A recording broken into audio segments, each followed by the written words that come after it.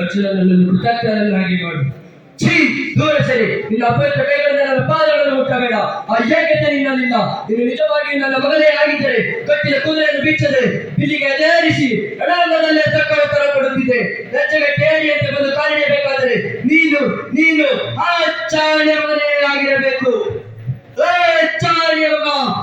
ದುಃಖ ಪ್ರವಾಹವನ್ನೇ ಪ್ರತಿರೋಧಿಸಬಲ್ಲೆ, ಪರಚಿನ ಬಡಿತವನ್ನು ಮುಷ್ಟಿಯನ್ನೇ ಅಡಗಿಸಬಲ್ಲೆ, ಕಾಗಿಚ್ಚನ್ನು ಕಾಲಿನಲ್ಲೇ ಮೆಟ್ಟಿ ಅಡಗಿಸಬಲ್ಲೆ.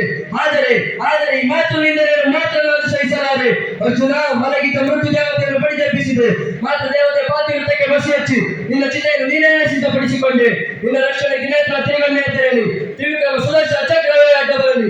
ನಿನ್ನ ಸೊಕ್ಕಿನ ಮಾತನ್ನು ತಕ್ಕ ಉತ್ತರ ಹೇಳಿ ನಿನ್ನ ರುಂಡ ಮುಂಡಲು ತುಂಡರಿಸಿ ಚಂಡಾಡಿದ್ದರೆ ನಾನು ಚಿತ್ರವೇ ಒಬ್ಬರು ವಾಹನನೇ ಅಲ್ಲ.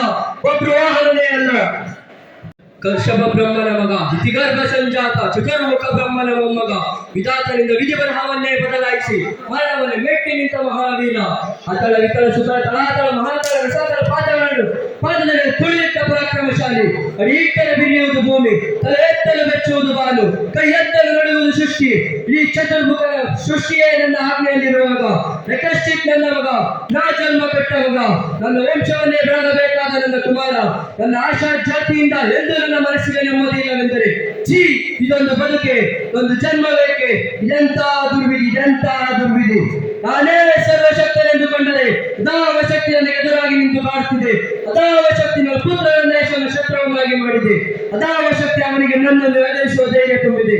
ಅದಾವ ಶಕ್ತಿ ನನ್ನ ಮುಖ ತಗ್ನ ಮಾಡಿ ನನ್ನ ತಲೆ ತಗ್ಗಿಸುವಂತೆ ಮಾಡಿದೆ. ಇದಕ್ಕೆಲ್ಲ ಕಾರಣ ಹರಿಯೇ. ಹರಿ ಕಪಟಿ ವಂಚಕಿ, ನನ್ನ ಮಗನ ಹೃದಯ ತಾಳವನ್ನು ಹೊಕ್ಕು ಅವರ ತಲೆಯನ್ನು ಬೆಳೆಸಿ ಮನ ಬಂದಂತೆ ಆಡಿಸುತ್ತಿರುವೆಯಾ? ನಿನಗೆ ಪೌರುಷವಿದ್ದರೆ, ಪುರುಷೋತ್ತಮ ನೀನಾಗಿದ್ದರೆ ಬಾ, ಬಂದರನ್ನೇ ಎದುರಿಗೆ ನಿಲ್ಲು. ನಿನ್ನ ಉದಾವನ್ನು ಬಗೆದು ಕರುಣಗಳನ್ನು ಮಾಯಾಗಿ ಮಾಡದಿದ್ದರೆ ನಾನು ಹಿರಣ್ಯಕಶಿಪುವೇ ಅಲ್ಲ.